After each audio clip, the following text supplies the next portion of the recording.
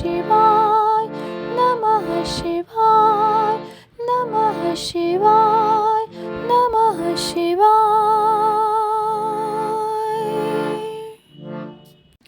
त्रयंबक ज्योतिर्लिंग के प्रसंग में महर्षि गौतम के द्वारा किए गए परोपकार की कथा, उनका तप के प्रभाव से अक्षय जल प्राप्त करके ऋषियों की अनावृष्टि के कष्ट से रक्षा करना, ऋषियों का छल पूर्वक उन्हें गो हत्या में फंसाकर आश्रम से निकालना और शुद्धि का उपाय बताना। सूत जी कहते हैं, मुनिवरों सुनो, मैंने सद्गुरु व्यास जी के मुख से जैसा सुना है उसी रूप में एक पापनाशक कथा तुम्हें सुना रहा हूँ। पूर्व काल की बात है, गौतम नाम से विख्यात एक श्रेष्ठ ऋषि रहते थे, जिनकी परम धार्मिक पत्नी का नाम अहल्या था। दक्षिण दिशा में जो ब्रह्मगिरि है, वहीं उन्होंने 10,000 वर्षों तक तपस्या की थी। उत्तम व्रत का पालन करने वाले महर्षियों, एक समय वहाँ 100 वर्षों तक बड़ा भयानक अवर्षण हो गया। सब लोग महान दुख में पड़ गए। इस भूतल पर कहीं गीला पत्ता भी नहीं दिखाई देता था। फिर जीवों का आधारभूत जल कहाँ से दृष्टिगोचर होता। उस समय मुनि, मनुष्य, पशु, पक्षी और मृग सब वहाँ से 10 दिशाओं को चले गए। तब गौतम ऋषि ने 6 महीने तक तप करके वरुण को प्रसन्न किया। वरुण ने प्रकट होकर वर मांगने को कहा। ऋषि ने वृष्टि के लिए प्रार्थना की।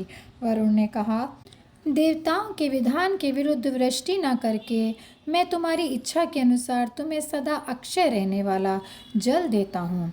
तुम एक गड्ढा तैयार करो।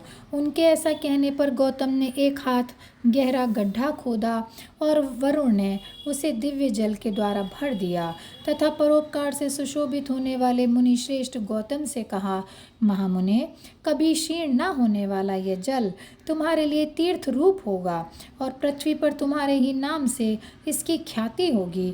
यहाँ किए हुए दान, होम, तप, देव पूजन तथा पितरों का श्राद्ध सभी अक्षय होंगे। ऐसा कहकर उन महर्षि से प्रशंसित हो वरुण देव अंतर्ध्यान हो गए। उस जल के द्वारा दूसरों का उपकार करके महर्षि गौतम को भी बड़ा सुख मिला। महात्मा पुरुष का आश्रय मनुष्यों के लिए महत्व की ही प्राप्ति कराने वाला होता है। महान पुरुष ही महात्मा के उस स्वरूप को देखते और समझते हैं, दूसरे अधम मनुष्य नहीं। मनुष्य जैसे पुरुष का सेवन करता है वैसा ही फल पाता है।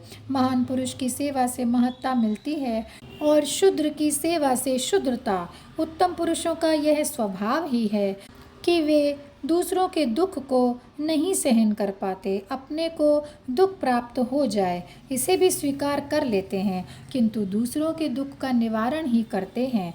दयालु, अभिमान शून्य, उपकारी और जितेंद्रिय, ये पुण्य के 4 खंभे हैं जिनके आधार पर यह पृथ्वी टिकी हुई है।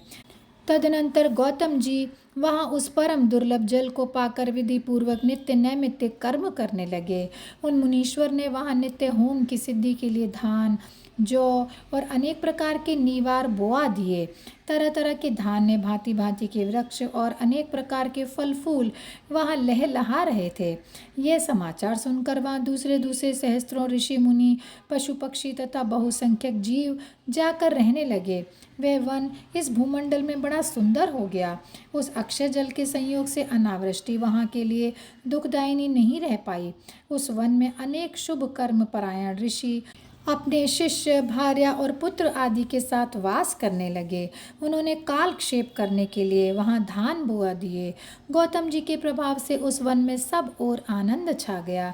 एक बार वहाँ गौतम के आश्रम में जाकर बसे हुए ब्राह्मणों की स्त्रियाँ जल के प्रसंग को लेकर अहल्या पर नाराज हो गईं। उन्होंने अपने पतियों को उकसाया। उन लोगों ने गौतम का अनिष्ट करने के लिए गणेश जी की आराधना की। भक्त पराधीन गणेश जी ने प्रकट होकर वर मांगने के लिए कहा। तब ये बोले, भगवान, यदि आप हमें वर ही देना चाहते हैं तो ऐसा कोई उपाय कीजिए जिससे समस्त ऋषि डांट फटकार कर गौतम को आश्रम से बाहर निकाल दें। गणेश जी ने कहा, ऋषियों, तुम सब लोग सुनो। इस समय तुम उचित कार्य नहीं कर रहे हो। बिना किसी अपराध के उन पर क्रोध करने के कारण तुम्हारी हानि ही होगी। जिन्होंने पहले उपकार किया हो, उन्हें यदि दुख दिया जाए तो वह अपने लिए हितकारक नहीं होता। जब उपकारी को दुख दिया जाता है तब उससे इस जगत में अपना ही नाश होता है। ऐसी तपस्या करके उत्तम फल की सिद्धि की जाती है। स्वयं ही शुभ फल का परित्याग करके अहितकारक फल को नहीं ग्रहण किया जाता। ब्रह्मा जी ने जो यह कहा है कि असाधु कभी साधुता को और साधु कभी असाधुता को नहीं ग्रहण करता, यह बात निश्चय ही ठीक जान पड़ती है। पहले उपवास के कारण जब तुम लोगों को दुख भोगना पड़ा था, तब महर्षि गौतम ने जल की व्यवस्था करके तुम्हें सुख दिया, परंतु इस समय तुम सब लोग उन्हें दुख दे रहे हो। संसार में ऐसा कार्य करना कदापि उचित नहीं है। इस बात पर तुम सब लोग सर्वथा विचार कर लो। स्त्रियों की शक्ति से मोहित हुए तुम लोग यदि मेरी बात नहीं मानोगे तो तुम्हारा यह बर्ताव गौतम के लिए अत्यंत हितकारक ही होगा, इसमें संशय नहीं है। ये मुनि श्रेष्ठ गौतम तुम्हें पुनः निश्चय ही सुख देंगे, अतः उनके साथ छल करना कदापि उचित नहीं है।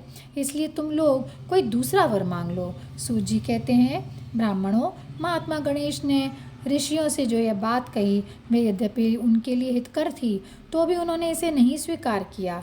तब भक्तों के अधीन होने के कारण उन शिव कुमार ने कहा, तुम लोगों ने जिस वस्तु के लिए प्रार्थना की है उसे मैं अवश्य करूँगा।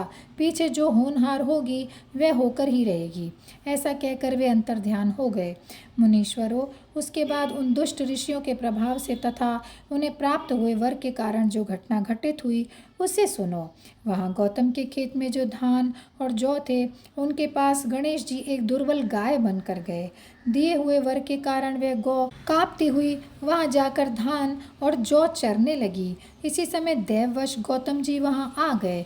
वे दयालु ठहरे, इसलिए मुट्ठी भर तिनके लेकर उन्हीं से उस गौ को हाँकने लगे। उन तिनकों का स्पर्श होते ही वह गौ पृथ्वी पर गिर पड़ी और ऋषि के देखते ही देखते उसी क्षण मर गई। वे दूसरे दूसरे द्वेषी ब्राह्मण और उनकी दुष्ट स्त्रियां वहां छिपे हुए सब कुछ देख रहे थे। उस गौ के गिरते ही वे सब के सब बोल उठे, गौतम ने ये क्या कर डाला। गौतम भी आश्चर्यचकित हो अहल्या को बुलाकर व्यथित हृदय से दुखपूर्वक बोले, देवी, ये क्या हो गया, कैसे हो गया। जान पड़ता है परमेश्वर मुझ पर कुपित हो गए हैं। अब मैं क्या करूं, कहाँ जाऊं, मुझे हत्या लग गई। इसी समय ब्राह्मण और उनकी पत्नियां गौतम को डांटने और दुर्वचनों द्वारा अहल्या को पीड़ित करने लगीं। उनके दुर्बुद्धि शिष्य और पुत्र भी गौतम को बारंबार फटकारने और धिक्कारने लगे। ब्राह्मण बोले, अब तुम्हें अपना मुंह नहीं दिखाना चाहिए, यहाँ से जाओ, चले जाओ। गो हत्यारे का मुंह देखने पर तत्काल वस्त्र सहित स्नान करना चाहिए।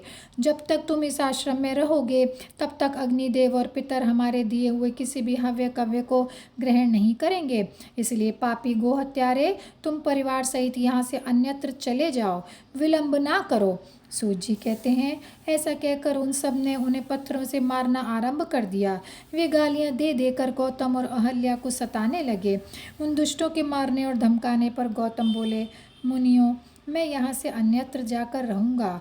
ऐसा कहकर गौतम उस स्थान से तत्काल निकल गए और उन सब की आज्ञा से एक कोस दूर जाकर उन्होंने अपने लिए एक आश्रम बनाया। वहाँ भी जाकर उन ब्राह्मणों ने कहा, जब तक तुम्हारे ऊपर हत्या लगी है तब तक तुम्हें कोई यज्ञ यागादि कर्म नहीं करना चाहिए। किसी भी वैदिक देव यज्ञ या पितृ यज्ञ के अनुष्ठान का तुम्हें अधिकार नहीं रह गया है। मुनिवर गौतम उनके कथनानुसार किसी तरह एक पक्ष बिताकर उस दुख से दुखी हो बारंबार उन मुनियों से अपनी शुद्धि के लिए प्रार्थना करने लगे। उनके दीन भाव से प्रार्थना करने पर उन ब्राह्मणों ने कहा, गौतम, तुम अपने पाप को प्रकट करते हुए 3 बार सारी पृथ्वी की परिक्रमा करो, फिर लौटकर यहाँ 1 महीने तक व्रत करो। उसके बाद इस ब्रह्मगिरि की 101 परिक्रमा करने के पश्चात तुम्हारी शुद्धि होगी। अथवा यहाँ गंगा जी को ले आकर उन्हीं के जल से स्नान करो तथा 1 करोड़ पार्थिव लिंग बनाकर महादेव जी की आराधना करो। फिर गंगा जी में स्नान करके इस पर्वत की 11 बार परिक्रमा करो। तत्पश्चात 100 घड़ों के जल से पार्थिव शिवलिंग को स्नान कराने पर तुम्हारा उद्धार होगा। उन ऋषियों के इस प्रकार कहने पर गौतम ने बहुत अच्छा कहकर उनकी सभी बात मान ली। वे बोले, मुनिवरों, मैं आप श्रीमानों की आज्ञा से यहाँ पार्थिव पूजन तथा ब्रह्मगिरि की परिक्रमा करूँगा।